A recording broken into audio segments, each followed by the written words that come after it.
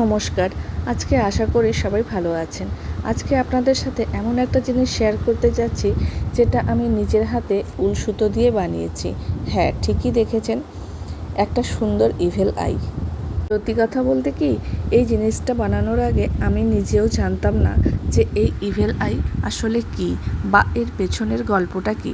শুধু দেখতে ভীষণ সুন্দর আর আকর্ষণীয় লেগেছিল বলে ভাবলাম উল সুতো দিয়ে নিজেই একটা বানিয়ে ফেলি।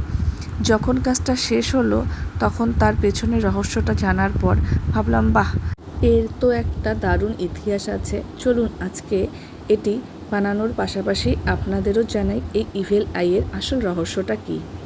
অনেকেই হয়তো আমার মতো এই নীল রঙের চোখের মতো প্রতীকটি দেখেছেন, কিন্তু এর অর্থ জানেন না। একে মূলত বলা হয় ইভিল আই বা কুনজর থেকে বাঁচার প্রতীক। যুগ যুগ ধরে পৃথিবীর বিভিন্ন সংস্কৃতিতে, বিশেষ করে ভূমধ্যসাগরীয় এবং মধ্যপ্রাচ্যের দেশগুলিতে বিশ্বাস করা হয় যে মানুষের হিংসা বা কুদৃষ্টি থেকে আমাদের চারপাশে পজিটিভ শক্তি নষ্ট হয়ে যেতে পারে। আর এই নীল রঙের চোখটি নেতিবাচক শক্তি আর কুনজর শুষে নেয় এবং আমাদের ঘর এবং জীবনকে সুরক্ষিত রাখে। এটাকে এক ধরনের সুরক্ষিত প্রতীক বা গুড লাক চার্ম বলা যেতে পারে। আজকাল অবশ্য এটি ঘর সাজানো বা ফ্যাশনের জন্য দারুণ ট্রেন্ডিং।